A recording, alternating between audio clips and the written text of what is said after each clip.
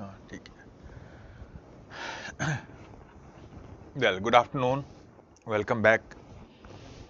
Now, we were talking about, before the break, two types of case studies: decision making and problem solving. Now, along with that, sometimes we often talk about a third type of case study also, which can be found in others also. We often call that as, we can call that as ethical issues based case studies. Though this can be interspersed in both of them as well. So there will be some case study, we'll see some example of that shortly, in which a case will be given to you, and at the end of it, it will be asked, the question would be that discuss the ethical issues involved in the above case. So that is the thing here. So whenever such a question comes up, when discuss the ethical issues involved in the above case, then how can you write them? What are the important ethical issues of our time? So we will talk about that briefly. There is a question, Biswajit sir, if a civil servant violates a code of conduct as a civil society or common public, how and where I should register my complaint? Well, you can register your complaint in the department in which they are working. And evidence you may have to give to that again, that what is the evidence that a person has actually violated the code of conduct. But yes, you can complain that. In each department there is a system. Online also you can put a complaint on the department in which he or she is working.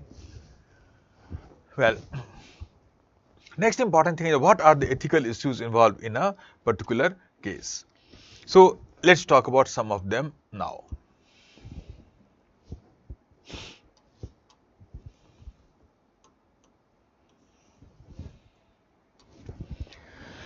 Now, in our class, again ethics class earlier, we have discussed a large number of such ethical issues. So let's briefly talk about these ethical issues, and then after we will discuss the case studies based on that. Think of it, which theory of ethics that we had discussed in our class will talk about these ethical issues. First important ethical issue in our life is the question of law.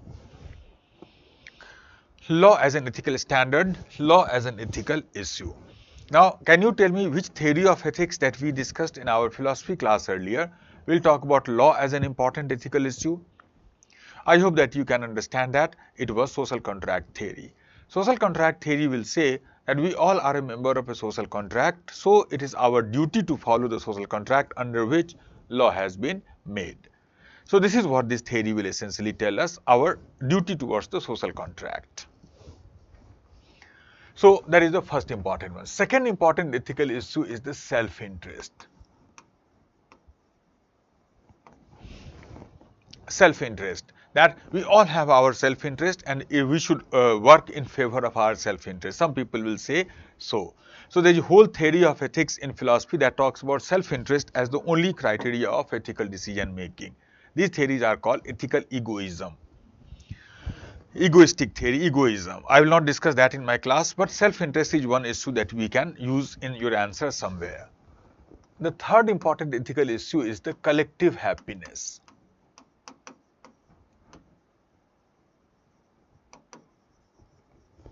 Is the collective happiness. So collective happiness, as you can remember, you can appreciate yourself, that this theory is basically about the utilitarian theory of Jeremy Bentham. So utilitarian will say that we should act not only for our self-interest, but we should act in such a manner to promote the maximum happiness for maximum number of people.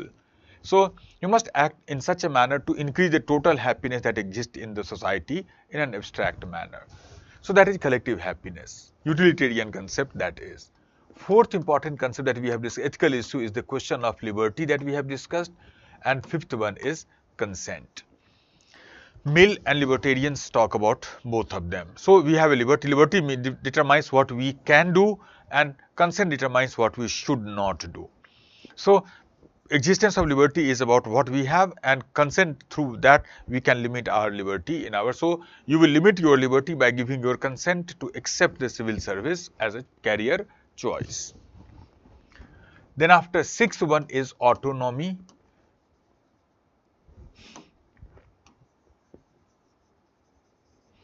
Seventh one is duty, and eighth one would be dignity or human rights.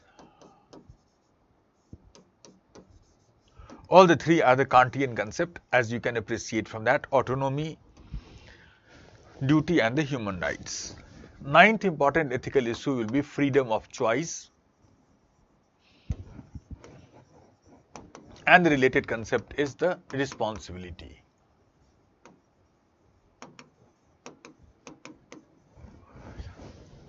Freedom of choice and responsibility.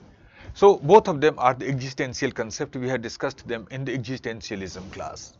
Then after, next important issue would be the, again say, certain virtue that we should try to promote in our public life, like fundamental duties, for example, some part of the DPSP, for example, or many of the emotional intelligence, for example. And 12th would be the moral development. And everybody should get the choice or opportunity to develop himself or herself morally. Virtue, both of them are the virtue theory concept. Another important one we can think of is the solidarity. Solidarity we have just mentioned before the break. But what is our obligation towards the people who are closer to us? Who are, you can say, our friends, relatives, etc., etc. So that will be solidarity. Another important issue is the, you can say, that is related to the liberty, etc., will be diversity. We have discussed that in our emotional intelligence class also, leveraging diversity. Another important issue can be tolerance. We have discussed that with reference to the liberty also, that you must tolerate each other even if you do not like each other. So because of the liberty that the person has. Other thing that we can talk about is empathy and compassion.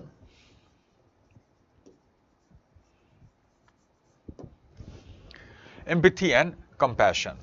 So that is another thing that we have discussed in our emotional intelligence class also, but implication we have seen in many other classes in philosophy as well. So these are some of the important ethical issues that we often think about in today's time. What I would suggest you people here, that, well, we have discussed most all of them in our class at in different sections, in different context and all. So what I would suggest you people, that make a small note, for example, maybe 50 words or so in each of them, 50 words, 75 words maybe in each of them. That will give you a ready-made answer to many questions that you may have to answer here. Whenever there is a question, then try to think of these issues and try to find at least 4 or 5 of each of them. Even if you find 5 of these issues relevant in your case, and you can write 50 words each, 250 words you have written there. Because problem with many students I have seen is that when they start writing the question, then after they start writing anything that comes into their mind. They should not do that.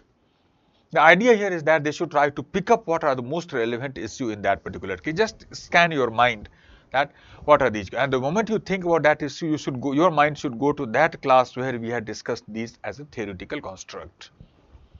So think about those things, and then after, on the basis of that, make a note of that and use that note in your answer wherever it is appropriate, wherever it is applicable there. So that will give you a very way to write a very systematic and a structured and consistent answer, rather than haphazard or anything that comes in the mind should be written. So this is how we can say you can write all these cases here. Now, this is how you can see these 3 types of case study can be there, and this is how we can approach all of them. Now, next we will take some examples of that, all the 3 types.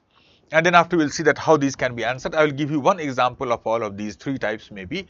And then after, I can assure you that if you understand this whole method, then almost any case study that can be asked from the UPSC exam by UPSC from you should be able to answer that. So let us discuss some of the case studies. I hope that you might have received a file of case studies. So take that file out, and then after, you can say, read that file. Let us see that how we can answer the case study, how can we apply this method that we have developed here in our answer writing and all. Did you get the file that we have sent to you? I hope that you might have got the file. If not, then inform me on the chat. But then after, take the file out and read that file with me.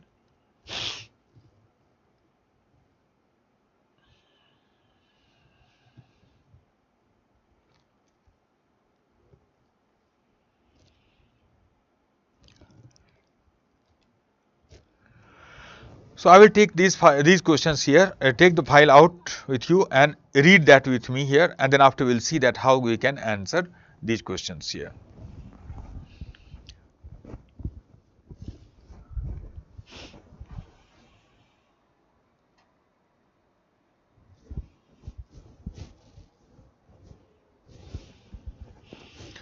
I hope you have received that file.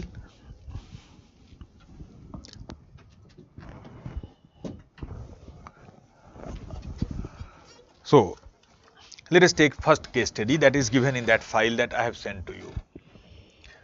First case study is Shivkasi in Tamil Nadu is known for its manufacturing clusters on firecrackers and matches. The local economy of the area is largely dependent on firecrackers industry. One line is redundant, please remove that. It has led to a tangible economic development and improved standard of living in the area. So far as the child labor norms for hazardous industries like firecracker industry are concerned, International Labour Organization has set the minimum age as 18 years. In India, however, this age is 14 years. The unit in industrial clusters of firecrackers can be classified into registered and non-registered entities. One typical unit is household-based work. Though the law is clear on the use of child labor employment norms in registered or non-registered units, it does not include the household-based work. Household-based works. Household-based works mean children working under the supervision of their own parents or relatives. To evade the child labor norms, several units project themselves as household-based works but employ children from outside. Needless to say that employing children saves the cost for these units, leading to a higher profit to the owners. On your visit to one of the units at Shivkasi, the owner takes you around the unit, which has about 10 to 15 children below 14 years of age. The owner tells you that in his household-based unit, the children are all his relatives. You notice that several children smirk when the owner tells you this. On deeper inquiry, you figure out that neither the owner nor the children are able to satisfactorily establish their relationship with each other. Bring out and discuss the ethical issues involved in the above case. What would be your reaction after your above visit? Now, in this case, you can appreciate here that this is basically the ethical issue, third type of case study that I mentioned you earlier. So, whenever you get such a case study, as I suggested you, that you should think about how many of these issues might be relevant in that particular case. So, let us see that how these issues. First of all, how do you start your answer? As I told you that first of all, as an introduction, give a brief idea of the case study involving the ethical dilemma. How can you do that in this case here? Let's see. So you can simply start your answer by saying this, that on my visit to which gets a household-based unit of a firecracker industry, I observed some children below the legal age of, you can say, employment are working in these factories under the guise of, against the child labor norms. Just one line, you don't have to write the detail of what is the situation again. I repeat, this is how you can summarize the whole thing. That on a visit to a firecracker industry, I find, a household-based firecracker industry, I find that some children below the age of employment, legal age of employment, are working in these industries under the guise of being the relative of the owner, which appears to be false. Just one line you can write. Just think, you don't have to give the whole detail or copy the whole question. In just very brief, one sentence or two sentences maybe, you should summarize the whole thing like this. Then after you can write further that in this case, you can say following are the ethical issues involved. Following ethical issues are involved in that case. First important ethical issue here is of course the question of law. Here again you can use the idea of social contract. You can write there that we all are working under a social contract defined by our constitution, under which laws are made. So it is our ethical responsibility to follow the law made under the social contract according to the Constitution of India. So these factory owners, by not following the law, they are going against the social contract. That is why it is unethical. Just 2-3 lines you have to write there, 25, 30, maybe 50 words. So that will be one important issue that you can just 1-2 lines you can write here why it is a ethical issue in this particular case, why it is a violation of the ethical duty, ethical obligation by the factory owner there. Now, second important issue comes up will be the collective happiness. The question of collective happiness. Now, collective happiness will be a little longer thing here. Here you can make a proper cost benefit analysis, that who are the people who benefit from the child labor like this and who are the people who pay the cost of that. So, you can write here that such child labor benefits some people, like first of all factory owner. And because of the child labor, the factory owner have better profit, number one. Second group of people who get the benefit of such child labor are the parents of the children. Are the parents of the children who can say who get some economic sustenance because of the child labor. Otherwise, these people are extremely poor, and such money that is coming from the child labor can increase their standard of life maybe. They are the second group of people. And third, you can say, I have heard somebody told me that if you know about such information, then you can always put that as a part of your answer. So, I have heard somewhere that many of these children are employed in this firecracker industry also because of the fact that these young children have thin fingers. Because of that, they can make smaller firecrackers much more easily and comfortably than adults can do. So they have physical dexterity also is an important. That is also the reason for which the children are often employed in such factories. That may be a practical reason. Adults cannot make such small firecrackers which children can possibly make. So that can be a practical reason. If you are aware of such things, again you can write that also as a part of your answer. So these are the people benefit of child labor in such a case. And then after you can talk about the cost. Who are the people who pay the cost? First of all, children, health of the children, future of the children, and education of the children, etc. So children pay the cost by compromising their health, compromising their future, compromising their educational opportunities, etc. And who are the other people who pay pay the cost? Well, larger society. Larger society will be deprived of a human resource because these children will grow up to become unskilled laborer. Had they been educated properly, then you can say then after, well, it would have been much more beneficial for the society at large. So cost is for the society at large, cost is for the children.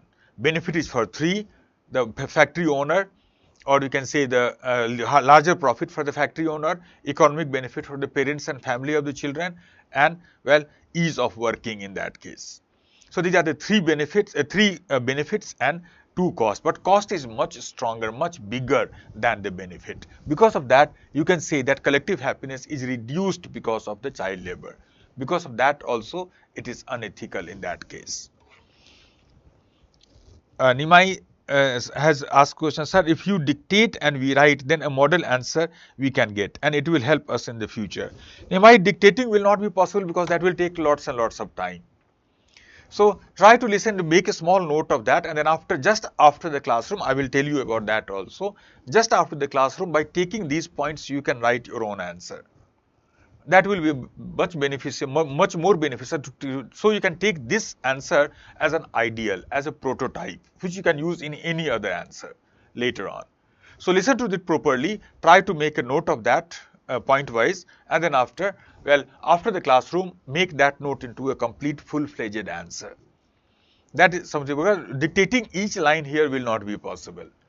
So that will take too much of time also, and that will be a little, can say, difficult also in the sense that we are having a class like this one.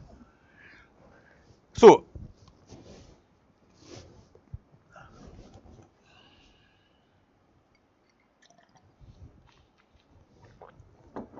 second ethical issue is the collective happiness.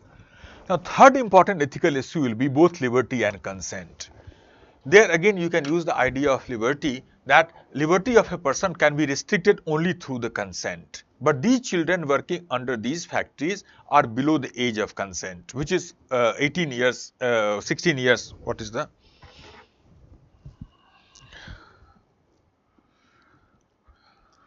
Where is that?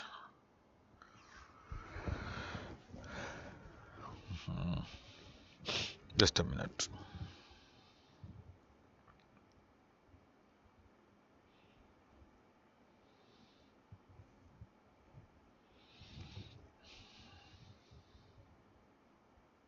14 years.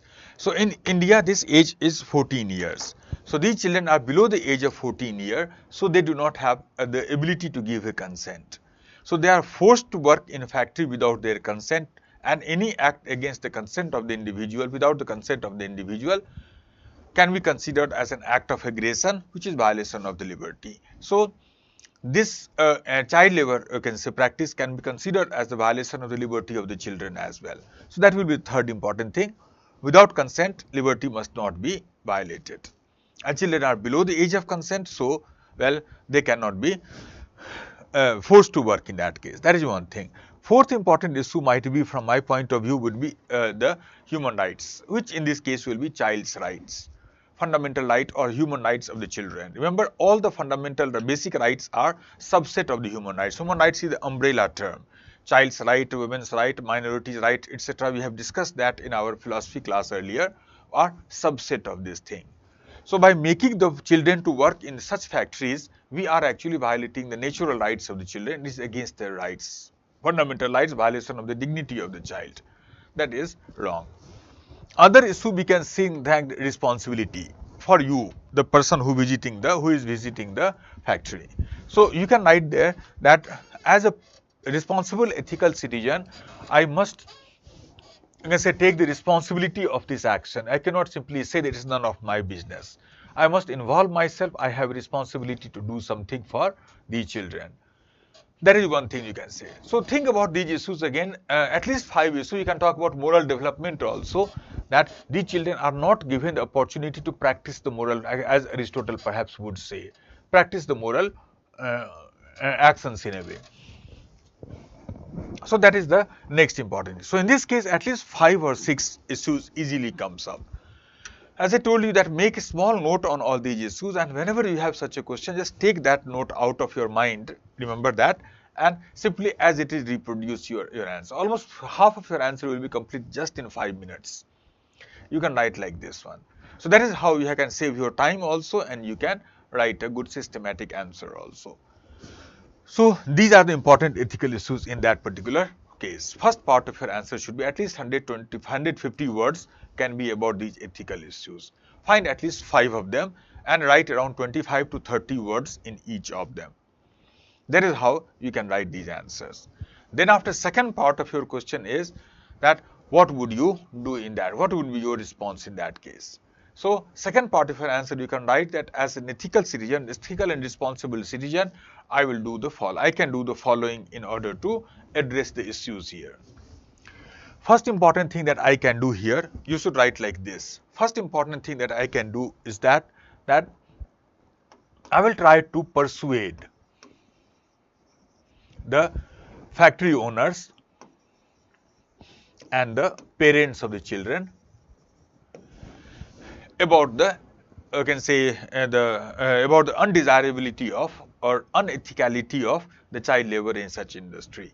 Persuasion is one thing that I can do. I can talk to them directly. Well, please do not do that. It is against the violation of so many ethical important principles that we have talked about here. First thing is to persuade them. Second thing that you can do here, that I can do, we can do here, is that, remember, you have to use the term I here. You must use the pronoun I, because question is from what would you do. So your answer must be in the form of I shall do this. Second thing is that I can write in the newspaper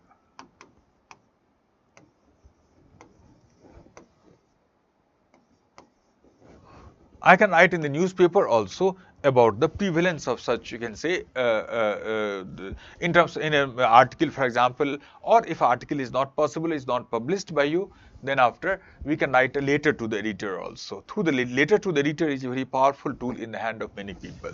But more importantly, we can use the social media campaign.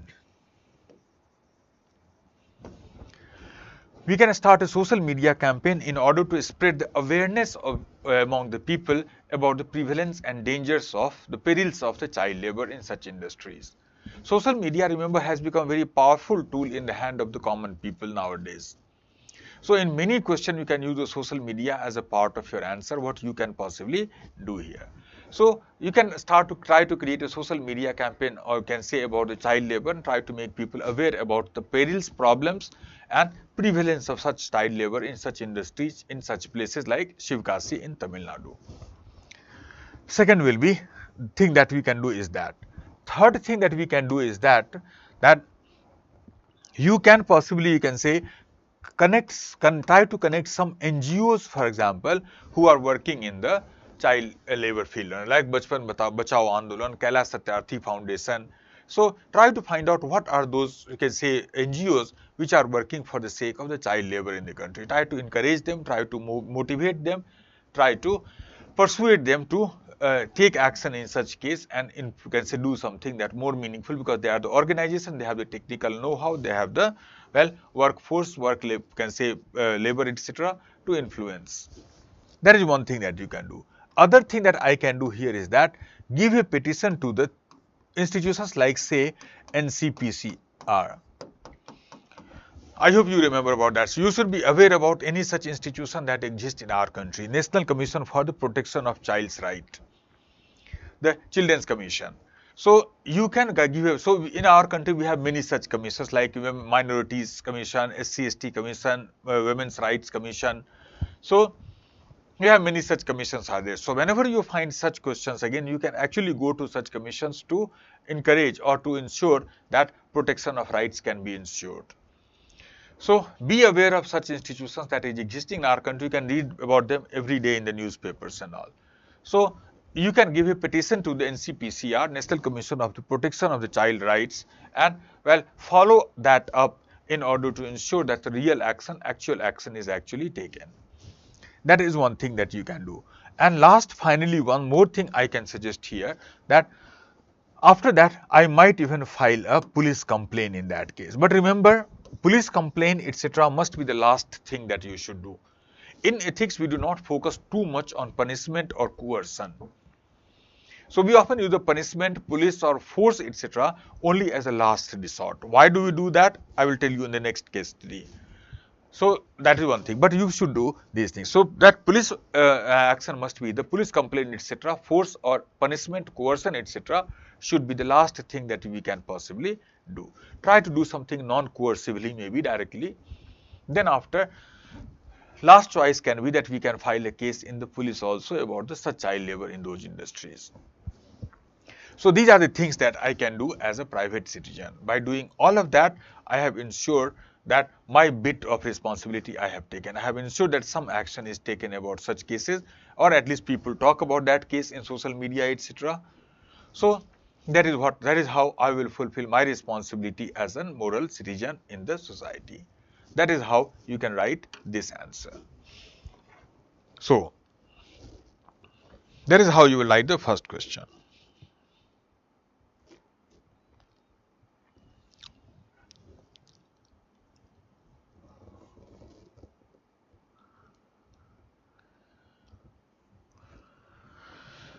Then after, let's take the second question.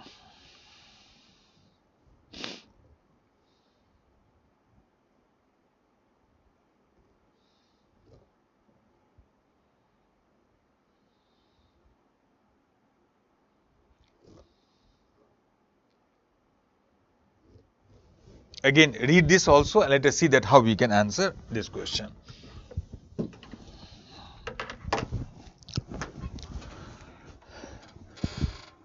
Now, Rakesh is a responsible district level officer who enjoys the trust of his higher officials. Knowing his honesty, the government entrusted him with the responsibility of identifying the beneficiaries under a health care scheme meant for senior citizens. The criteria to be a beneficiary are the following. Number 1, 60 years of age. Secondly, belonging to a reserved community. Number 3, family income of less than 1 lakh rupees per annum. And post-treatment prognosis is likely to be high to make a positive difference to the quality of life of the beneficiary.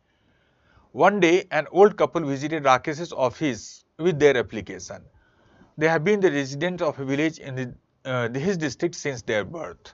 The old man is diagnosed with a rare condition that causes obstruction in the large intestine. As a consequence, he has severe abdominal pain frequently, that prevents him from doing any physical labor. The couple has no children to support them. The expert surgeon whom they contacted is willing to do the surgery without charging any fees. However, the couple will have to bear the cost of incidental charges such as medicine, hospitalization, etc. to the tune of rupees 1 lakh. The couple fulfills all the criteria except criteria B. However, any financial aid would certainly make a significant difference to their quality of life. How should Rakesh respond to the situation?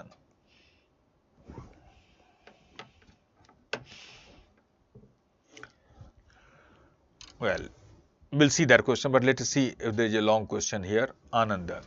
Sir, can I write in papers like SC, ST, OBC reforms should be done like reservations should be based on totally on income, not on caste basis, because there are lots of rich people in the country who still belong to SC, ST and OBC, and they are getting almost undue benefit and privileges by birth, not by karma or income, even though equally not given. And when these reservations were made, it was the need of the hour, but now the equation has changed. Is it not necessary that the policy would be reoriented, like a regular periodical 5 to 10 years gap comprehensive and strict survey should be carried out with more transparency and with connection of AI? Although it may invade right of life and personal liberty to some extent, पर यह सभी के लिए है और अभी भी prevailing है in other services as well, so it can be compromised. If necessary, then every individual last 5 or 10 years banking transaction history should be checked, etc., etc. And then on the basis of income and poverty level, instead of birth origin, the reservation should be given to balance the mainstream ecosystem. So my question to you now is, maybe wrong, please give reasons, and if it is justified, then why it is not executed so far. क्या यह एकलौता reason है फिर से vote मांगने का? Please don't mind any one. It is just a viewpoint. Ananda. Anand, first of all, there is no question of anybody minding it. If you look at our constitution, I think I have discussed that in my other class earlier also. In our constitution, reservation is given not on the basis of economic criteria. Reservation is given on the basis of human rights criteria, dignity criteria. Economic criteria is very slippery because reservation is not a poverty alleviation program. So if suppose, for example, I belong to upper castes and suppose I want my daughter to get a reservation, and then easily I can throw her out of my house for 2 years. She will become poor, get a reservation, get a job and come back to me. Isn't it? So will that not be very difficult? How do you know? Or for example, 1 year I stop working, so I will become poor in 2 years. Let my child to get a reservation, and then after I will start working again and start earning money. So economic criteria is so first of all, it keeps on changing. Something that keeps on changing should not be the basis of a policy like that. Number one. Number two, you can say reservation. Economic criteria, if you look at it, then anybody can be poor at some point of time. That person should work. Government should provide some other benefit to the poor people. Reservation is basically for representation. So in India, caste system is much prevalent in that case because even the rich scheduled caste people often face discrimination for being a scheduled caste. So as long as that discrimination is existing in the society, many people will say that reservation should be there. Economic criteria is very slippery type of criteria. It's very vague criteria. So that is almost impossible to determine what is the criteria to define that economy. Caste is more permanent, caste has a more cultural significance, caste has more historical disadvantage. So it is important first of all to remove that historical disadvantage or discrimination, then perhaps only we can think about removing the reservation. This is what many people will suggest here. So first of all, this is the criteria that I may possibly say. And as far as what it should be done, again, it's none of your business. As a prospective civil servant, it's not your job to decide what policy is right or wrong. As I told you in the previous class also, that as a civil servant, you should simply implement the policy that is given to you. If you want to change the policy, then join politics, not civil service. So if you are joining civil service, then after, well, keep your mind focused only on one aspect of the policy, that the policy has to be implemented as long as it is there. If you want to go into the policy making criteria domain, then politics is better thing to do rather than civil service. So don't try to can say go beyond what is your domain as a civil servant. Just limit yourself. Okay, this is your question. This is what you have to answer. That is it. And as a civil servant also, I might possibly suggest you that this is all that you should do. So policy decision, let's not go into that. That will become political discussion, and as a civil servant, we should not try to engage in that. Now, long question, long answer also. Now, let us come back to the second question. I hope that you have read the second case study related to that person called Rakesh about a scheme.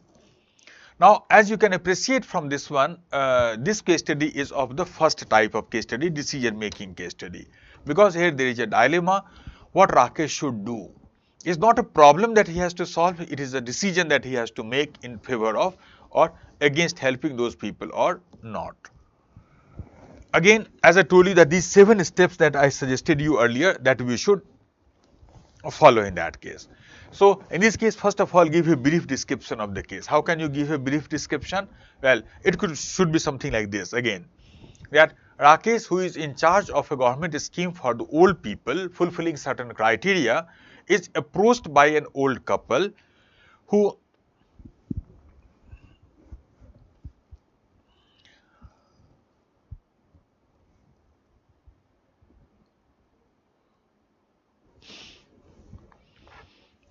let me take this question.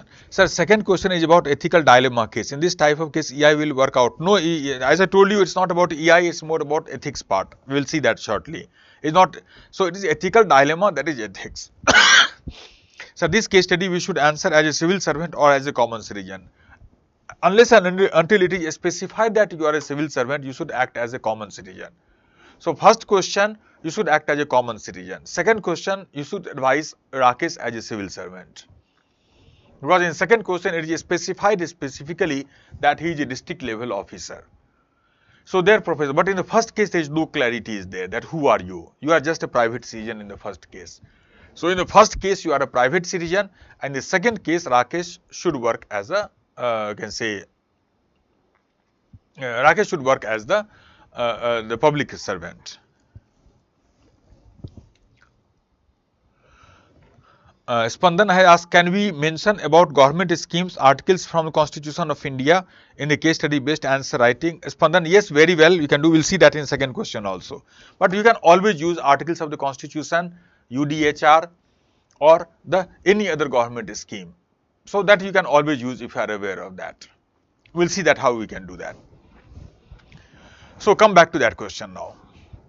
Here brief description should be, again I repeat, how can you briefly describe the question introduction, that Rakesh, who is a district level officer, Rakesh who is in charge of a scheme for the old people fulfilling certain criteria, is approached by an old couple who are in dire need of help, but they fulfill all the criteria of the scheme except one. Rakesh has a dilemma whether he should help the old couple or not. Just 2 or 3 lines you can write. This is how you have to be precise. Be very short and precise in your description.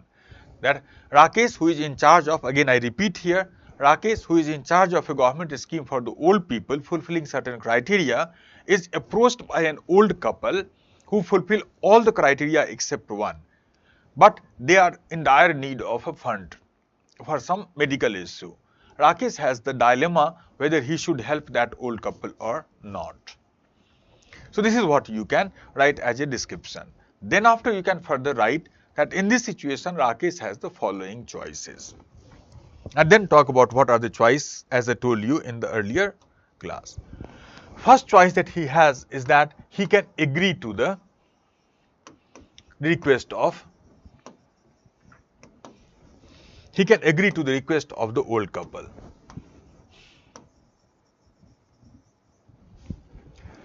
So first of all, he can agree to the request of the old couple.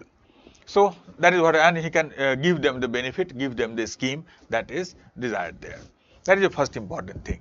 Then after, in this case, you should write about what are the merits of this case.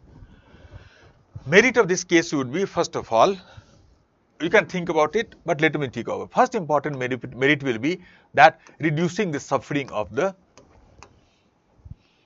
old couple.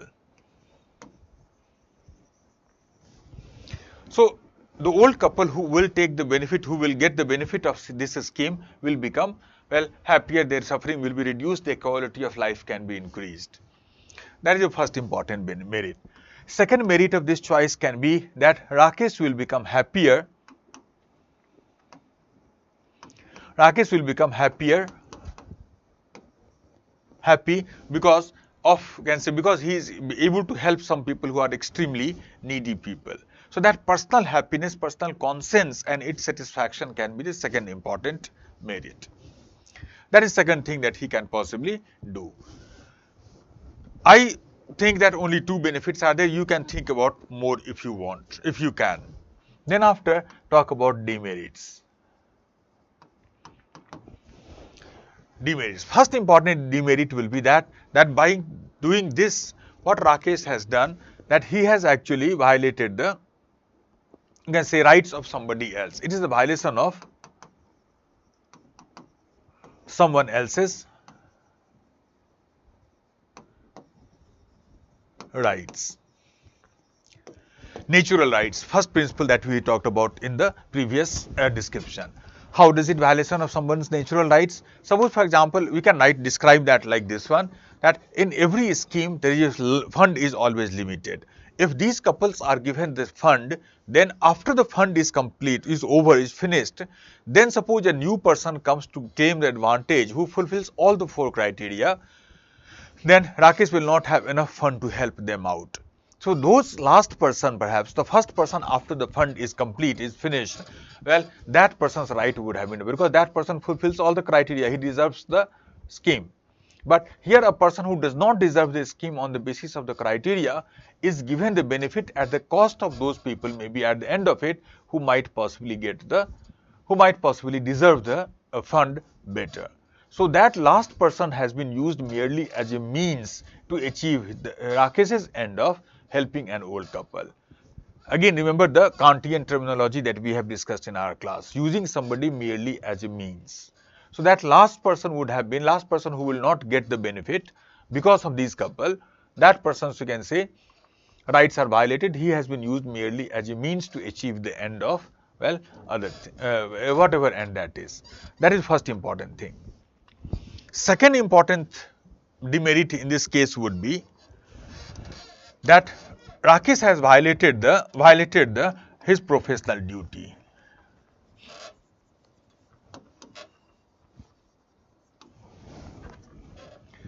Rakesh has violated his professional duty in that case also. Why so? Because he is in charge of his scheme fulfilling certain, well, criteria. If he helps somebody without fulfilling those criteria, then he has violated his responsibility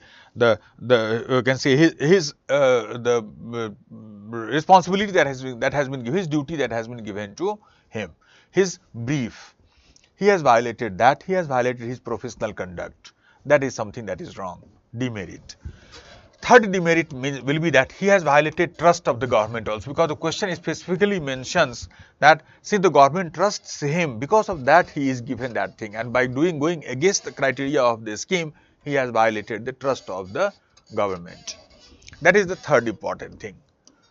Fourth important factor, demerit in this case might be, I might possibly think that Rakesh is actually making himself vulnerable for some corruption charges as well.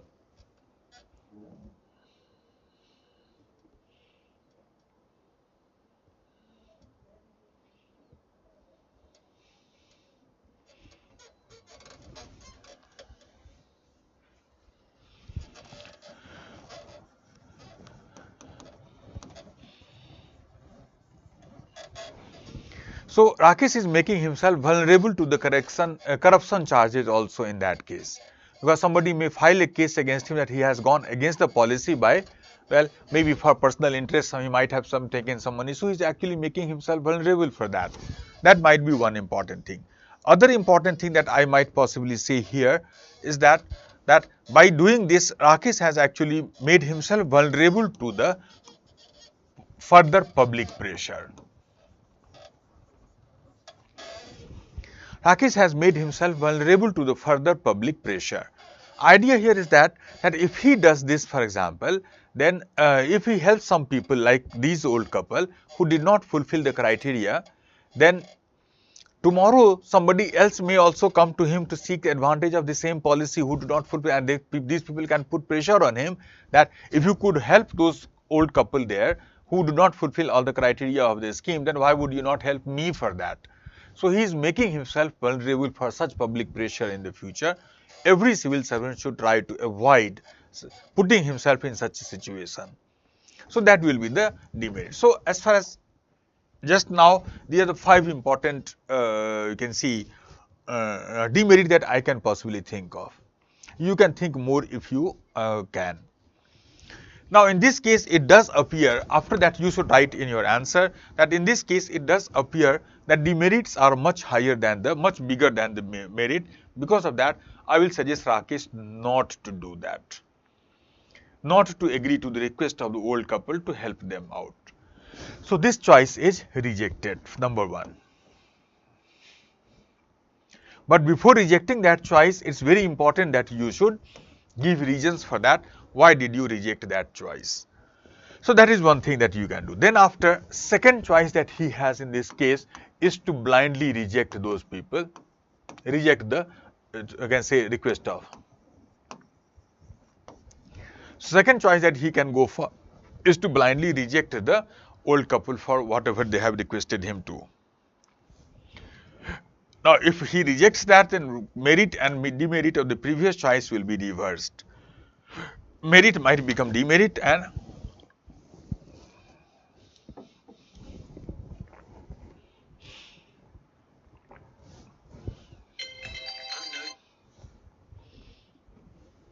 merit may become demerit and demerit might become merit in that case.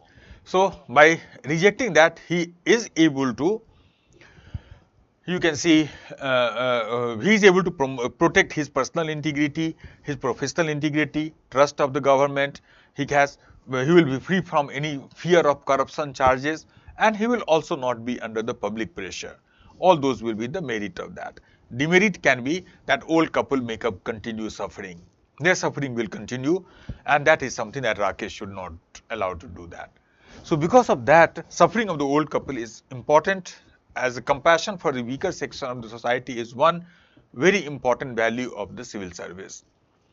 So this is something that he has not been able to do that. So we will suggest here that, you will suggest here that even this is something that should not be done by him. He should not blindly reject the offer or the request of the old people. So first, 2 choices. Remember, as I told you earlier also, that a yes or no is never the right choice. Hardly ever the right choice. So in this case, yes and no must be analyzed properly. Should you do this or not? And analyze properly, and then after maybe possibly reject both of them. Then after, you can come to the third choice. What can be the third way out? Here you can suggest that Rakesh can do the following. He can do the following.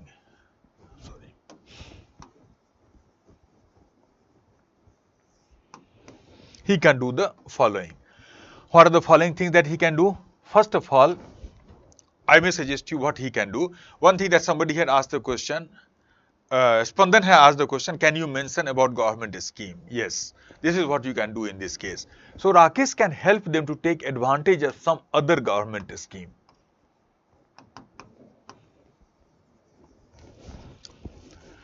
So he can help, because of course they do not fulfill the criteria of this particular scheme. But well, there may be other government scheme also for such people. We have a welfare state. So we have welfare state. So there might be other scheme about which these old people may not be aware of. But Rakesh, as a civil servant, may be aware of whatever other schemes are available for that purpose. So he can he can suggest him, he can guide them to take advantage of any other government scheme. If you remember the name of such a scheme, you can name them also. But even if you don't remember, then also you can write here that Rakesh can suggest them or can help them to take the advantage of, guide them to take advantage of any such other scheme for such people who fulfill, who do not fulfill the criteria of this particular scheme. That is one thing that he can do. Second thing that he can do here is that if that is not possible, then after he can try to help these old people out to go to some NGO, for example, who are working among the old people. Of course, again, we have many civil society NGO organizations. So he can help these old people to go to some, say, NGOs in order to take some advantage, and he can use his influence as a civil servant to help to influence such NGOs to help these people out. Or he can also try to find out some CSR fund. I hope you know about the CSR, corporate social responsibility. So corporate social responsibility, according to that rule, you may be aware, you must have studied that every corporate, for example, is expected to spend some percentage of their profit, 2% or so, well, in social responsibility, in doing social work and all.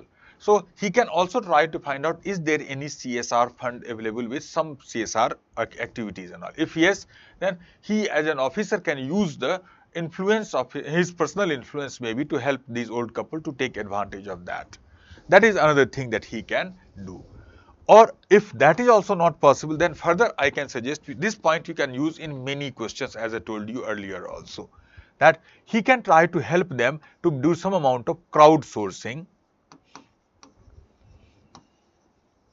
particularly by using social media campaign. So this is another thing that he can possibly do with these people, crowdsourcing or social media campaign maybe. Because social media, as I told you, has become a very powerful tool in the hand of, well, many common people in the recent time. So 1 lakh rupees is not a big amount, remember. 1 lakh rupees is needed for the old couple. But 1 lakh rupees is big amount for one person. So if you ask one person to help somebody else by 1 lakh rupees, then perhaps very few people will be able to do that. But if you ask 1000 people to contribute 100 rupees each, you can still get 1 lakh rupees. And 100 rupees each, 1000 people is not very difficult in the age of social media. So Rakesh should use his, personality, his influence in the society to create some social media campaign and help them to get the benefit of, say, maybe 100 people or 1000 people who can contribute a little amount each. That is very easily can be done. So that is what we can do. So there are 3 important things that comes to my mind that he can do. You can write about all of them in this manner. Pintu has asked, but sir, is demerit point number 1, everyone has the same right or same availability of fund, which is sanctioned? No, everyone does not have the same right or same availability of the fund. Every fund has certain criteria about the people, telos, if you remember. So criteria of who will get the benefit of that fund. So this fund is only for those people who belong to a reserved category, and these old couple do not belong to the reserved category, so they do not deserve that. It is not equally applicable to everyone. So your answer must be according to the question that has been asked. Don't try to interpolate fact from your own side. Only that fact that is given in the question should be the basis of your answer. So this scheme is not for everybody equally. This scheme is only for those people who fulfill all those 4 criteria. Isn't it? So answer within the fact that is given to you by the question. Next question is Nimai. Sir, in this case, can monetary support from his own pocket be provided to that old couple? Nimai, that will be, yes, he can provide that monetary support, but that will be impractical. Because as a government servant, first of all, 1 lakh rupees is a big amount for us. So how do you think that a district level officer will have 1 lakh rupees to help somebody like this so easily? Of course not. If he has that much of money, then that is a sign of corruption. Number 1. Second thing can be that as an officer, you might be, you can say, Rakesh might be approached by a large number of people, such people every day. How many people he can actually help them? So theoretically, it is possible that he can do that, but practically this is a very impractical approach again. So we should not try to give something very impractical or altruistic that, okay, he can become such an altruistic person. No, that is something that we should avoid. So providing him from his, or what he can do, that in social media campaign, he can provide 100 rupees or 500 rupees himself, and then after tell other people or try to inspire other people to help them out. So the whole 1 lakh rupees he cannot provide. That is impractical. So but 100 or 500 or 1000 rupees he can provide to initiate a social media campaign to encourage other people to give them their contribution. So that is what we can do in that case. So that is what I may possibly suggest for this case. So these are the three things that he can do. Any of them can work, and if it works, then after, as a conclusion, what you should write your answer? You should write as a conclusion. This conclusion you can write in any question like this one. So you can write here, by doing these things, Rakesh has done the best possible thing without doing the wrong. This is a very important thing, because in ethics you can say two things are important. First of all, you should not do the wrong. That should be rejected. Then after, without doing the wrong, try to do the best that you can possibly do. So he had not done anything wrong in that case, but without doing wrong, he has tried to do the best that he, as a human being, as an ethical person, compassionate person, should possibly do. So remember this line again, I repeat, which you can use in any question. You can say in the case, in the conclusion part, that doing the best under the given circumstances without doing the wrong. So none of them are wrong from any ethical standard. So without doing anything wrong, he has tried to do the best that he can possibly do in the given circumstances. So that is what we can see he has done here. He should do. This is how you can answer.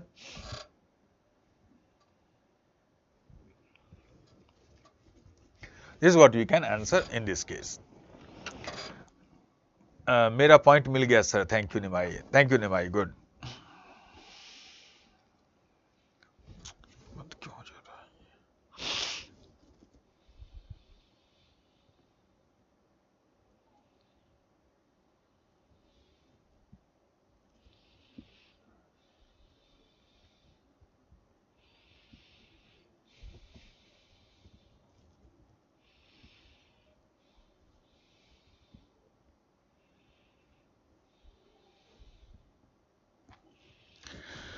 So that is how you can answer the second question. Let's take a third question here. Third case study. You are posted as the medical superintendent of a district level government hospital which caters to the need of poor patients from surrounding rural areas along with the local people from the district town. As such, the hospital has very good infrastructure and adequate equipment to cater to this need. It also receives sufficient funds to meet the recurring expenditure.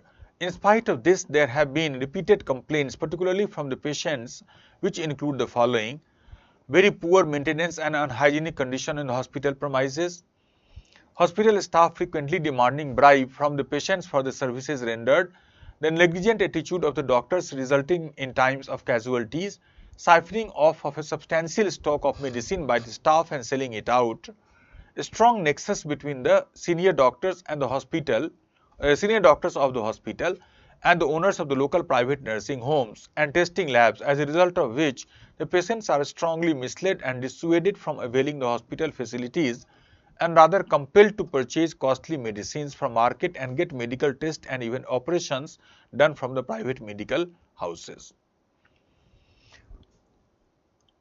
How would you solve this problem? That will be one more line in the question.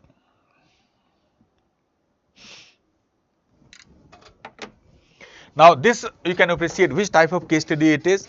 This is the second type of case study, problem solving. So in this case again, in such a case like problem solving, because in this case there is no dilemma, there is no question, it is clear that wrong is being done. And what you have to do? You have to correct the wrong. Remember, in problem solving question there are three important things are there. First of all, there is no question about what is right and wrong, that is clear. But here what you have to do, three things. First of all, how to do the right, how to do the right. Secondly, how to prevent the wrong, and thirdly, how to correct the wrong. So in this case, how to correct the wrong is the main thing. Wrong is there and you have to correct it, you have to ensure the right is done. Wrong can be corrected, wrong can be, well, converted into right. That is the thing. That is a question of problem solving here. So in this case, your mind should go to the psychology part that we have discussed in our class: emotional intelligence, persuasion, attitude, social influence, etc. Now, can you tell me that in this question, what should you do you think is the root of all these problems? In your, you can see the emotional intelligence class. Which competence? We have discussed at least 15, 16 competence in much detail in our class. Now, can you tell me that which of these competencies that we had discussed in our class should be considered as the root of all these problems being faced by the organization here? I hope that you can possibly think of. We may possibly say that all these problems that happens in the hospital is because of a lack of commitment.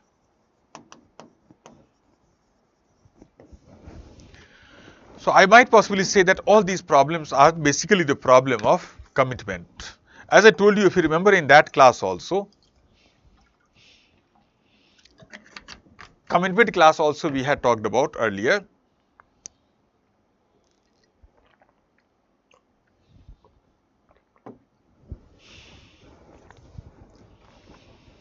In the commitment class we have seen there that majority of the problem that an organization faces normally is because of a lack of commitment. So that is what we can. So your mind should go to that class now where we discuss commitment here in detail. What was that again? So in this case, how can you write the answer? First of all, you can write a brief introduction that as a medical superintendent of a hospital, I find that a lot of unethical activities are taking place in my hospital. You don't have to list all of them. Just say that a lot of unethical activities are taking place in my hospital. And I have to find a solution to these problems. Just 2 lines will be enough. I have to find a solution to these problems.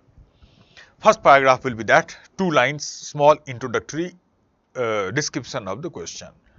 Then after you can write there that most of these all these problems that happen in my hospital, again use the term I or my. And instead of the word organization that we had used in that class, we have to use the term hospital here. So all the problem that my hospital faces is because of a lack of commitment on the part of my staff. So lack of commitment. Then after define commitment. How did you define commitment in that class? I hope you remember that. So define commitment like that commitment is the, you can say the our ability to align our personal goals and values with the goals and values of the hospital in this case. So if you remember in that class, I had talked about that commitment is something like this one. This will be a lack of commitment, moderate commitment, where these are the personal values and these are the organizational values. So you can define that theoretically that commitment, lack of commitment is a situation where the personal value of the people, staff working in the hospital and the organization value do not overlap much. So in this case, why it is so? Personal value. What is the personal value of the people? Personal value of the people is more money, for example, or self-interest. Self-interest, leisure time, less work, whatever you can see. So these are the people where these are the things that people appear to value more. My staff appear to value. And what is the value of the organization hospital in this case? Public interest.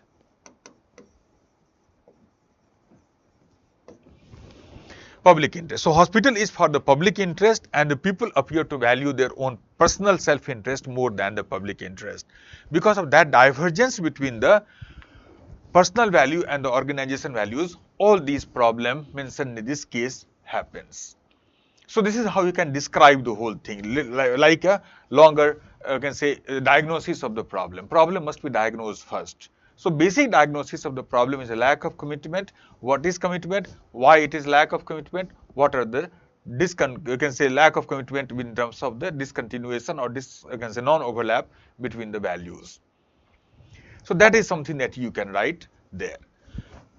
After that, you can make this diagram also and you can describe this diagram also, what is the personal value and what is the organization hospital's value. Then after you can write in your answer that in order to handle this problem of commitment, I will try to do the following. Then after, again remember in that class what are the things that we had discussed. We had discussed in that class how to increase commitment in an organization. So try to think about those points. Let us discuss them. Let us revise them here. How can you use those points in your answer? Some new points also I will tell you about that. First thing that we had seen in that class, that in order to increase the commitment, the organization, the hospital in this case, must have a proper vision statement.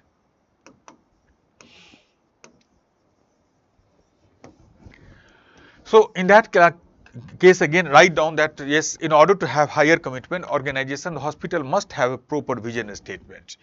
Then after, write a small paragraph, what is the importance of vision statement in that class. I have told you that vision statement is, or in that class I had told you that commitment is a type of emotional attachment that the people have with their organization, and in that vision statement works as an anchor of emotional attachment, anchor for people to get emotionally attached to the hospital.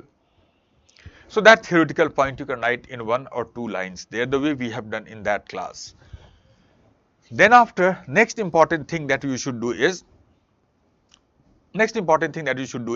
this, that I will first of all try to find out that is there any vision statement in my hospital or not. If it is not, then I will ensure that a proper appealing vision statement must be written, that what exactly is the vision for which this hospital is working. Not only that, I will make this vision statement as a part of our public discourse within the hospital. So in every meeting that I will have with my employees, I will ensure that at least for a few minutes we can talk about that vision statement. Vision statement should not only be a paper statement kept in a file somewhere. It must be prominently displayed at the different part of the hospital, and it must be the part of the day-to-day conversation among the people about the hospital and its purpose. So write a paragraph on that, meaning of vision statement, importance of vision statement, and how can you make vision statement as a part of the organizational work culture by talking about it, by making people to discuss about that, converse about that, debate about that. So it must be a living document in the hospital. That is one thing that you can do. Second thing that you can do would be here.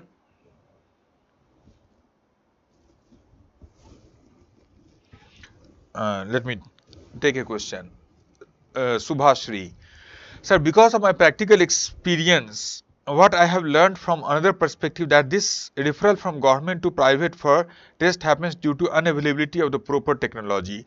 Most of the cases, huge number of vacant posts in technicians and the day by day growing number of population where there is a huge gap between doctor-patient ratio. Should I have to incorporate this while answering this question? So, firstly, yes, you can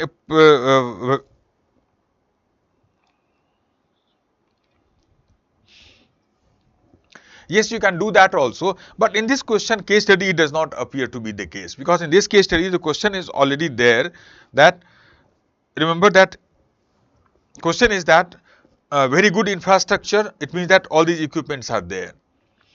So adequate equipment to cater to their needs. So that question itself tells you that infrastructure is not a problem, equipment is not a problem, and it also said that it also receives sufficient fund to meet the recurring expenditure. So infrastructure is not a problem, equipment is not a problem, fund is not a problem. So the question can, but if it is not mentioned, then you can use that as a part of your answer. So you can use that whenever appropriate, but it is not applicable in this case, because your question is clear that these things are not actually the problem here.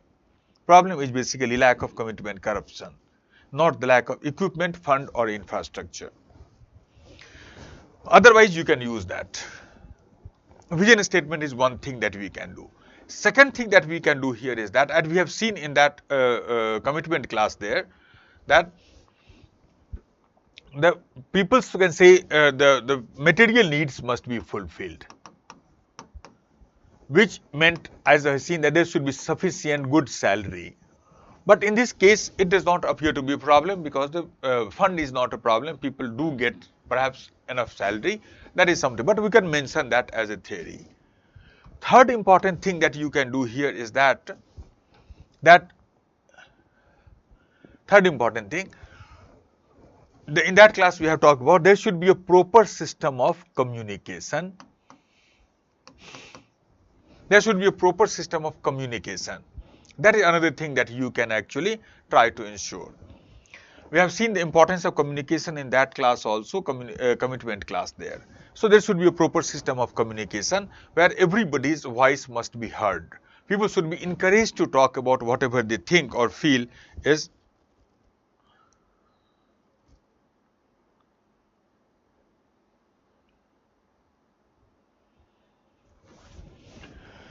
So that often creates a sense of dependence, sense of, you can say, belongingness among the people. You can talk about importance of communication.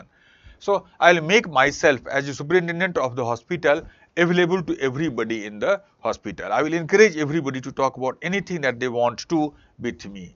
So I will make myself, if you remember in that class, I had given the example of people like Bill Gates and, well, Steve Jobs. Both of them have a special dedicated channel of communication, an email and a phone number that was available to all employees of the, accessible to all the employees of the Microsoft or Apple. So I will make myself available to my staff that whenever they want to say something, I will always listen to them. That is something that creates a bond of confidence between the people. That is one thing. And fourth thing, a part of that communication in that class we have talked about would be that I will try to make a certain system of grievance redressal. Grievance redressal, that anybody has a complaint, then grievance, then I will ensure that. And this grievance redressal mechanism must be for both internal as well as external. It should be both internal as well as external. So that is another important thing that can be done here, internal as well as external grievance redressal mechanism. So I will ensure as a hospital superintendent that anybody in my hospital, if they have a complaint, if they have a problem, then they should tell us confidently and freely about their problem, and I as the superintendent will try to handle that complaint as effectively as I can. I should never ignore the complaint of the people. External, any hospital patient that comes to the hospital, I will ensure that they also get a proper system of grievance redressal so that they can also complain, put their complaint if they have something like this one. So grievance redressal is a very important part of high commitment. Talk about that in your answer. Fifth important thing that I may possibly suggest here is that I did not discuss in that class there, but you can write it here, that I will try to write a citizens charter. I hope that you might have done your citizens charter in your governance class, you can say in your paper 2. So citizens charter is what? It is basically a charter of the citizen. Whenever we as a private citizen, for example, if we go to a government office in order to have a service, get a service, then you can say, what are the rights that I have? What are the service that I can expect? What are the nature of service, type of service, quality of the service, time of service delivery, cost of service, and complaint handling mechanism? Everything must be properly written down so that when people go to a hospital or any other service delivery, you can say, organization, then they should know that what I can expect from my service giver, what I can expect, what is it that they should do. So citizens charter is basically a charter of the rights of the citizen.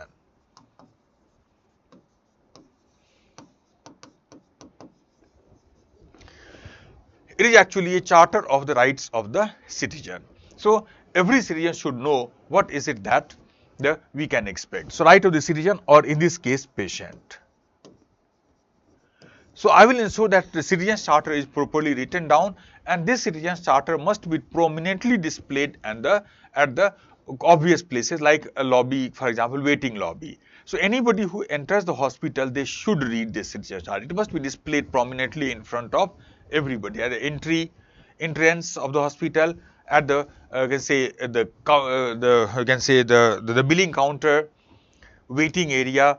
Wherever people spend some time, the citizens charter must be present in front of them, so that people coming to the hospital, they should know what are their rights. And I will try to make people, increase the awareness of the people about their rights. Because it is normally seen that when people are aware about their rights, then it becomes more difficult for the public authority to violate those rights. So that is an interesting and important thing. You must make people aware of their rights, because people, when they become aware of their rights, then they demand that, yes, it is written in the register, why are you not giving it to me? So give me the, you can say, the service that I deserve as a citizen, as a patient there. So make people aware of their rights. That is, information is the most powerful thing. Knowledge is power. So if you give knowledge to the people, you are actually giving power to the people. to give them the knowledge of their rights, their obligations, their duties, the quality or nature of the service that you are as a hospital offering to them. That is one thing that we can do. Fifth, other thing that you can do perhaps here is, in that class also we had talked about that. No, I think in that class I did not talk about this. But other thing, important thing that you can do possibly here is that try to create some sort of, the surveillance mechanism.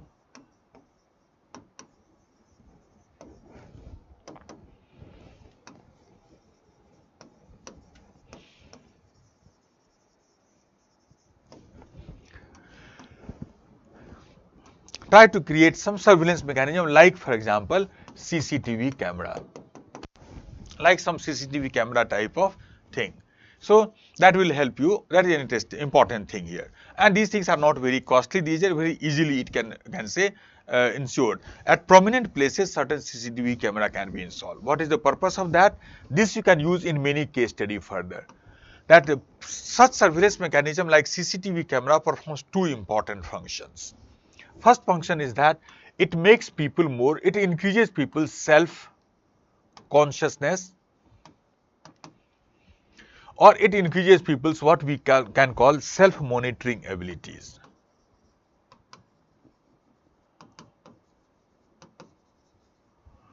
Self-monitoring abilities. So that is another important thing that happens here. Self-monitoring ability is normally increased in that case. And when people monitor themselves better, then they are less likely to do the wrong thing. As you have seen in many other classes, self-awareness. Most of the often what happens, people do the wrong thing because they don't even know that they don't look at themselves. They simply do that. But the people start looking at themselves, then they are less likely to do the wrong. That is why self-awareness is so important. Self-monitoring is a very important part of ethical behavior. About the importance of self-monitoring, I have a few years ago, a very interesting advertisement was there on the televisions and all. I hope that many of you might have seen or remembered that by some government department. Now this ad was about eve teasing, the women's harassment and all. The very interesting ad was there. Ad was something like this, that there were two girls. There was a girl who was riding on a scooty on the road. That Activa, why should boys have all the fun? Now this girl goes there and she stands in front of, she stands there on a red light. Now parallel to her, another bike stops there on which a boy was there, and the boy started staring at this girl in a very lecherous manner. Now what this girl did, that she first of all tried to stare back at him so that he can be deterred from staring like that. Normally when somebody stares back at us, then we get deterred from that. So in order to deter that, well, we can say, she stared back at him, but he did not get deterred. He kept on staring at her in a very lecherous manner. Then after, this girl did a very interesting thing, that she had the helmet and she put the visor of the helmet down. The moment the visor came down, then this boy saw his own face on that visor. And the moment he saw that face in the visor, suddenly he became like this one and he moved his head and he stopped looking at her. And then after, a very interesting line was written at the end of it, in Hindi of course. So it was written at the end of it that, "Dekh le dekhte hue kaisa dikhta hai." Look, how do you look when you look at somebody else? Now, that is very interesting. The idea is that when such people do such lecherous act, for example, they don't even look at themselves how bad they look. They simply do it and they, well, get some sadistic pleasure from that. But the moment you show a mirror to them, then they become more conscious. What am I doing? Sometimes it is the most powerful thing is that you can show mirror to a person. Showing mirror to a person is a very powerful tool to make the other person understand what is it that he or she is doing. So what this girl did, she showed a mirror to him. And that looking at that mirror sort of thing, well, this boy gets. So there is a series of such advertisement was there at that point of time. This was a very interesting thing. So surveillance mechanism or CCTV camera work as a mirror in front of. It is normally seen when people know that there is a CCTV camera around them, then they are less likely to do the wrong, they are more likely to do the right thing. So it will make a self-monitoring mechanism on the people as well. That is one benefit of this thing. But more importantly, you can see here that such CCTV camera, etc., will also help us to gather the evidence. So it should also gather the evidence when the complaint is there, so that a proper punishment can be given to the people who violate it. Evidence is very important. So that is second important. So you can write these things as a part of your answer, that installing CCTV camera has two advantages, like it makes people more conscious of what they are doing, which will increase the chances of them doing the right thing. And secondly, it will also help me to gather evidence in case some wrong is done and some complaint has been filed. That is one thing that can be done. Then after, I think there is a question.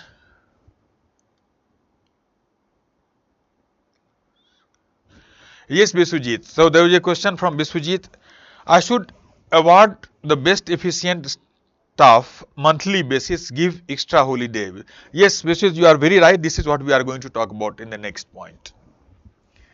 So seventh thing that I can possibly suggest here, that I can make a sort of reward and punishment mechanism.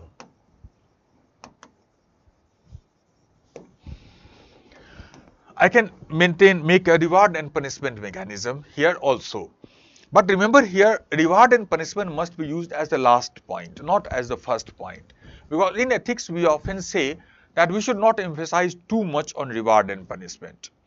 We should make people to do something because it is right, not because it is rewarded or lack of it is punished. So reward and punishment does not often work much better. Reward and punishment does not work that well in general. So it should be used only as a last resort, because if you give reward to the people all the time or punishment, then people will start doing the right thing mainly in order to get the reward or avoid punishment. They will not do the right thing because it is right. So doing the right thing is important because it is right, not because it gives us reward. Kantian idea, you remember. So we should use reward and punishment only as the last resort. So that also you can write in your answer, that I will not emphasize too much on reward and punishment, but as a last resort, I will use both of them. But more importantly here, that if we have to use reward and punishment, then we should focus more on the reward and less on the punishment. Because reward often works better than the punishment. Why so? Because reward often creates positive motivation and punishment often creates negative motivation for us. Reward tells us about what is our right thing to do, and punishment often tells us what is wrong thing which we should not do. Our research has told us that reward, or we can say the positive motivation, always works better than the negative motivation. So we should focus more on the reward, more on the do's of your action rather than the don'ts. So that is the one thing here. Punishment does not work that much, because first of all you can see that when a punishment is used, then people, so if you tell people it is wrong, don't do that, then they may stop doing one wrong, but they may start doing some other wrong. Because remember, right is very limited, wrong is infinite. Just think of it. A very crude example. If I give you a question, 2 plus 2 is equal to what? How many right answers are there? Well, only one right answer, that is 4. How many wrong answers are there? Infinite. So wrong answers are infinite. So if you ask a child, for example, teach a child how to answer this question, tell the child that 5 is the wrong answer, 6 is the wrong answer. Can you teach him what is the right answer? No, he can start doing 5. If not 5, he will know 5 is wrong. He will not do 5. 6 he will not do. He can say 7 or 8 maybe. All of them will be wrong. How many wrong you can prevent? So people who focus more on the punishment, well, in such a case, people stop doing one wrong and they start. If you give a child a punishment for playing outside in the field, he may stop playing outside. He can sit at home and start playing video game on the mobile. Well, one wrong has been removed, another wrong has come. So in the case of punishment, one wrong is often replaced by another wrong. That is one of the major problems with the punishment as a system of moral, motivation. So because of that, we can say that we should avoid reward and we can say punishment more. We should focus more on the reward. So this is where your suggestion with Sujit will come, that we can make institutions like the most efficient staff of the hospital, the best employee, ethical employee of the month, most punctual employee of the month. So we make certain institutions, and those people who do the right action, they should be recognized, they should be rewarded, they should be, well, given some you can say some award and all, some trophy, etc. So of course there are some good people also in the hospital, even if wrong is happening. So give reward to the good people, that is more important. So these things can be done, efficient staff, or you can say monthly extra holiday, maybe whatever you can see to the right people. That is something that you can do. But at the last resort, when somebody does the wrong, then punishment must also be given. So you can write in your answer that at the end of it, when people do something wrong, then I will give punishment also to the wrongdoer. But while giving the punishment, I will try to make punishment more effective. How to make punishment more effective? Let's briefly talk about that. So in order to make punishment more effective,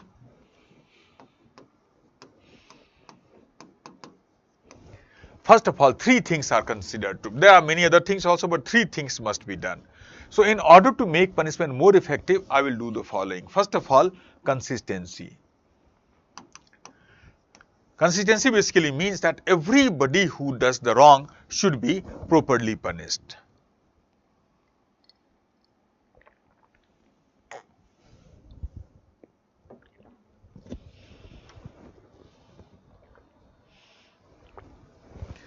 And every time when the wrong is done, it's so consistency basically means two things: consistency across person and consistency across time. Across person and across time, both of them are equally important. Idea here is that if you give punishment only to the lower people in the organization, hospital, and do not give punishment to the more powerful people, it is not going to work. Everybody, even the CEO of the company, even the superintendent, myself, for example, you can write in your answer, even if I do something wrong, then I will subject myself under the same punishment which I will give to a PN in the hospital. Everybody who does the wrong should be equally punished, regardless of how powerful that person is, how big that person is. Across time, every time a violation happens, I will give the punishment to that person. So if I give you punishment today but not tomorrow, then well, that punishment will not be effective. So every person and every time punishment should be given. That is the first important principle. Second important principle is that in order to make the punishment more effective, there should be swiftness. Punishment must be as swift as possible, which in this case simply means that there should be a less time gap, as soon as possible. So if crime happens today and you give punishment after 2 years, it is not going to work that much.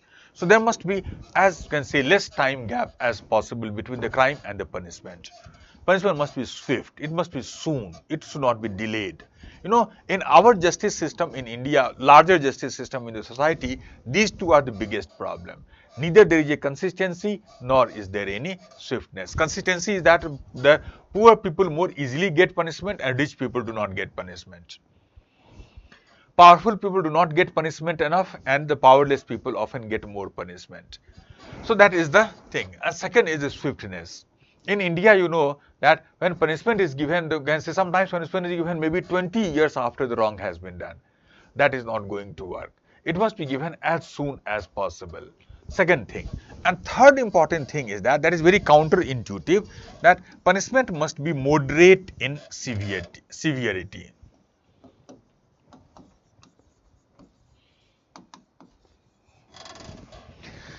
Punishment must be moderate in severity. The idea here is that it is very, you can say, big misconception that the people have, that people think that a strong punishment works better. No, a strong punishment does not work better in a way. So a strong punishment actually works badly in a way. A strong punishment actually increases the possibility of a crime. So when a strong punishment is given, people start finding, okay, I have done the wrong, and then after, well, I have paid the price for that. So then after, they never think that they are doing anything wrong. I have paid the price, so they become free from the moral guilt. They become free from the moral qualms. So it must be so. You must have seen very often, okay, so when severe punishment does not change the real behavior. In many families, you must have seen, for example, when the parents are very, particularly father, is very punishing. Now, in such a family, you see that children are very well behaved as long as the father is at home. But the moment father leaves for his office, then suddenly you can say these children, well, come back to their true color. Hurrah, Papa gone. And then after they come back to their true color and start doing everything. Or when sometimes, that when a guest comes in the family, then these children know that in front of the guest father cannot do anything.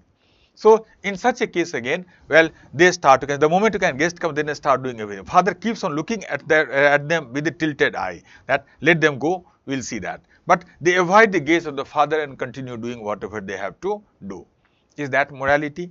Of course not. I have seen many times, many young students, they ride on the bike, keep their helmet on the hand. The moment they see the policeman, suddenly the helmet goes on the head. And when the policeman is out, again helmet comes out. Is that morality? Of course not. So if you do the right thing only because punishment is there, then as long as the punishing agent like father at home, teacher at a school or police on the road are there, people do the right thing. But the moment father is not there, teacher is not there, police is not there, people start doing the wrong. So that is one of the major problems with the severe punishment. Severe punishment does not increase the moral development of the people. So punishment must be as moderate as possible. Do not go for very strong punishment, severe punishment and all. So these are the three things that can be done in order to make the punishment as effective as we possibly can. So in your answer you can write there that I will first of all try to use the reward and punishment as the last method. In that also I will focus more on the reward because reward tells people what to do. It creates positive motivation which often works better. Punishment often creates negative motivation, because of that it does not work that well. So I will try to use punishment only as the last of the last resort. Reward can be last and punishment can be last of the last also.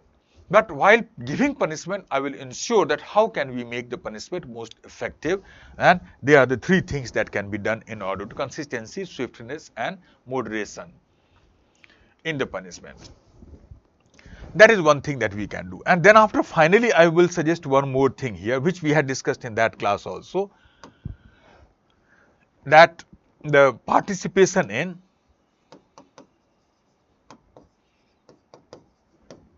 decision making. I hope you remember that also. Or one more thing we can talk about here, for example, seventh thing we can talk about here also, that the utilization of the resource.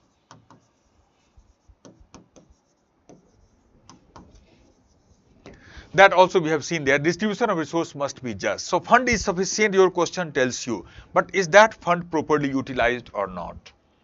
That is next thing that you can possibly decide. And you can take opinion of everybody else that how this fund can be utilized for the greater benefit of the hospital and the patients and all.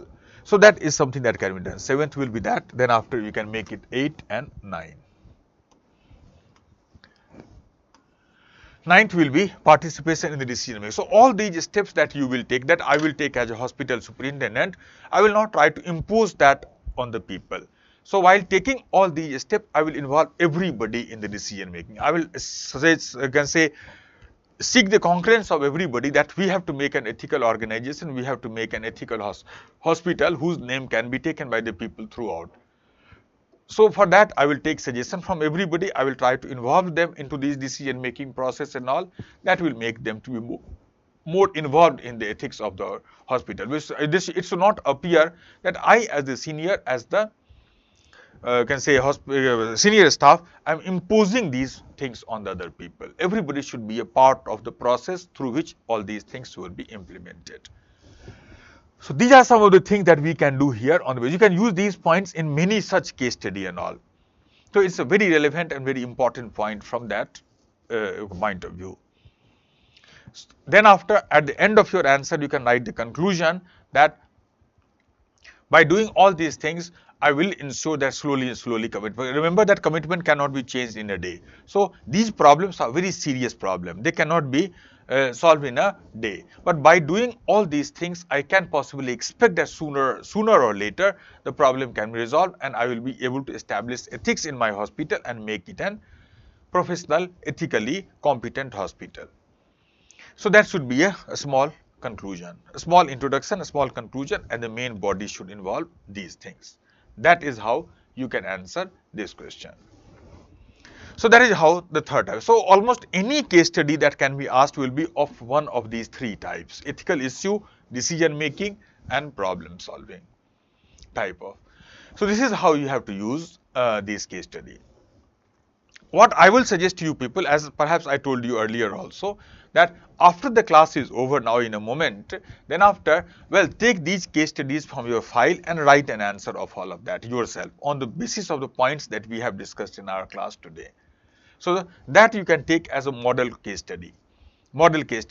And on the basis of these things you can try to write any other case study that can be that can be asked by including in this file also. I hope that you get a pretty good idea of how to answer the case studies here.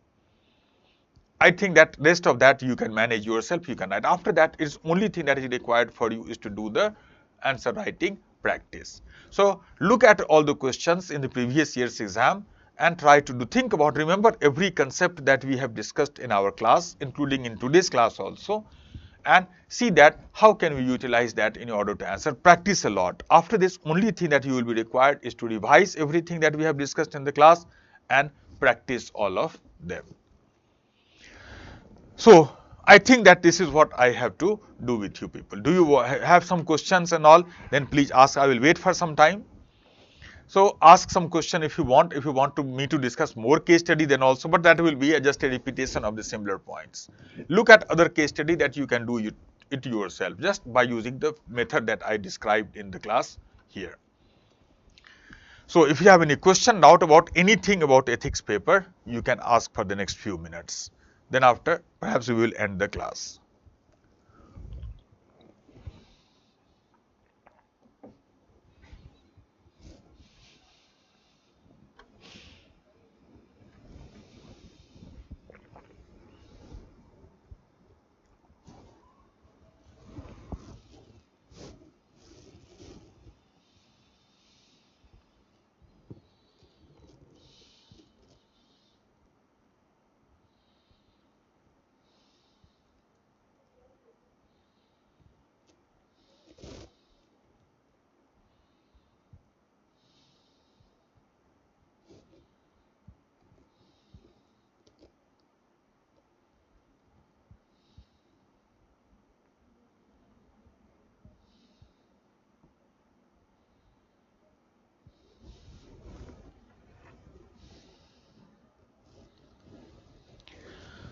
Nimai, sir, today is your last class? Yes, Nimai, today is my last class here. So I think ethics means nothing. There is nothing more that you don't need more than anything, more than what we have discussed in the class. So it will be our last class. If yes, then please share your number by which we can further contact you and take help from you, Nimai. Okay, I will give you my number. You can take my number from my institute also, but phone is not the right way to contact. I may not be able to attend your call. If you have some question or query, then you can message me on this number.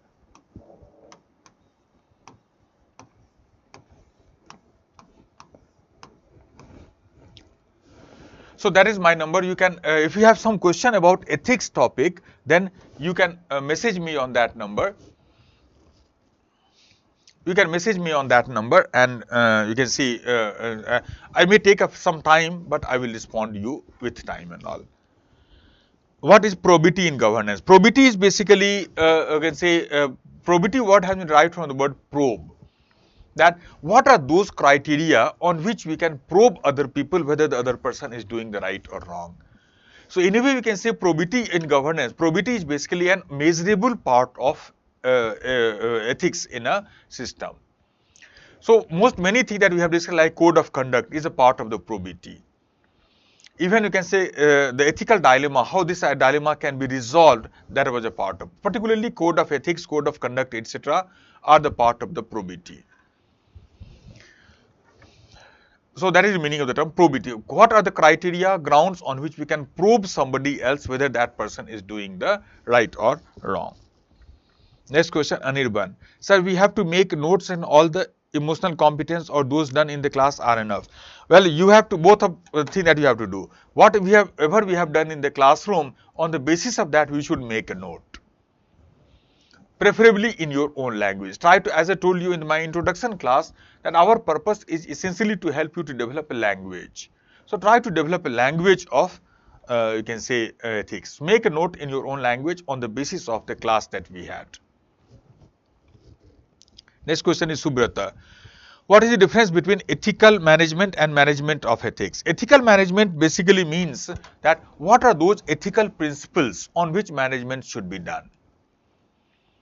And management of ethics means that how to manage all those ethical principles. Remember, as I told you, for example, these are the, let me go back to something. For example, we can say that the professional ethics is these are the important ethical principles on which management should be done. So this is ethical management. But how to manage all these things? Because there can be conflict between these values. So this hierarchy that I have made here, that is management of ethics. Understanding these principles and creating a system of management on the basis of that is what we call ethical management. And managing these people in these values in such a manner that you can prioritize one over the other, how to balance all the value system, that is what we call the ethical management of ethics.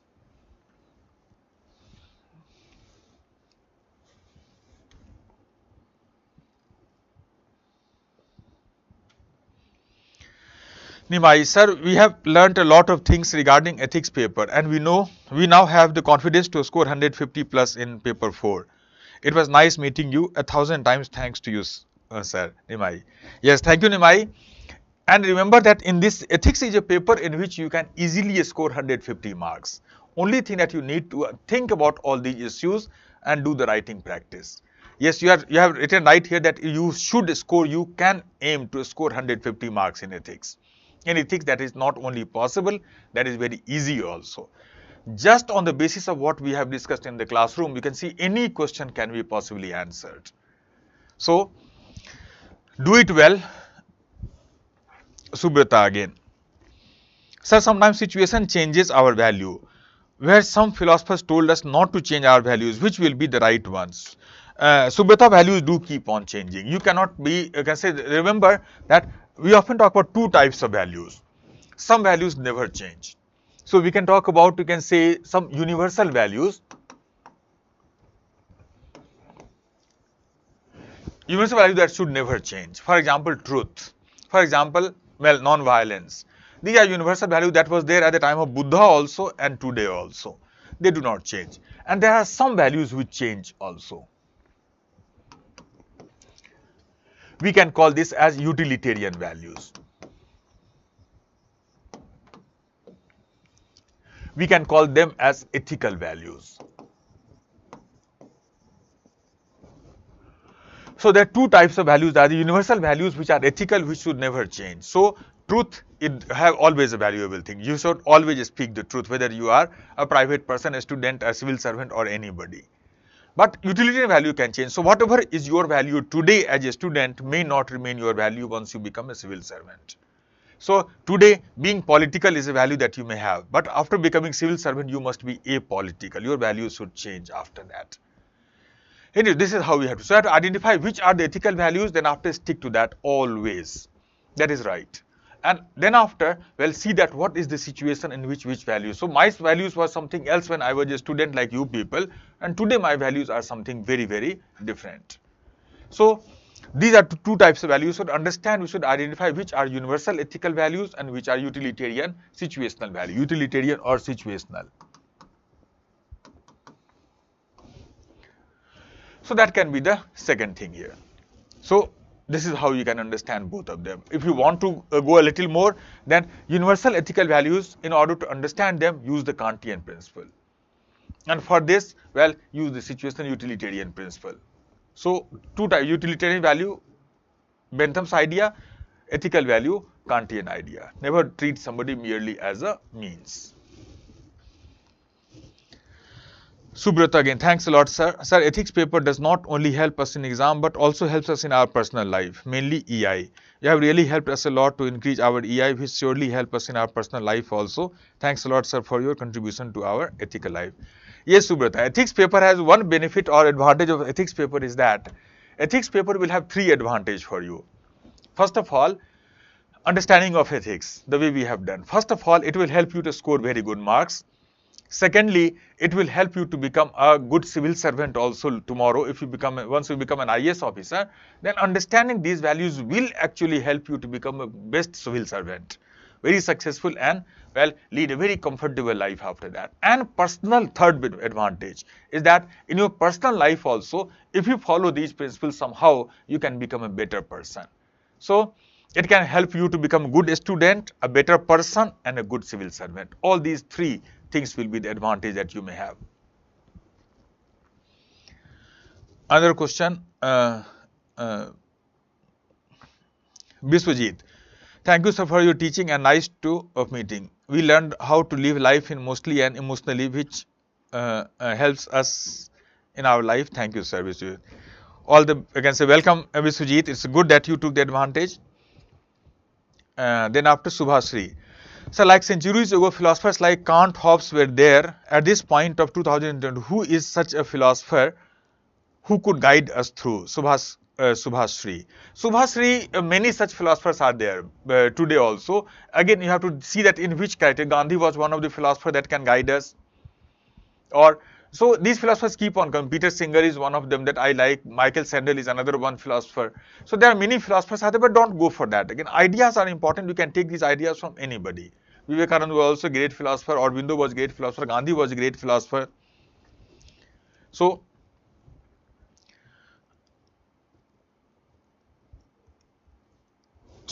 that is Anirban. Thank you, sir. Thank you, sir. Thank you so much, sir, for all the value fundamentals you have given to us.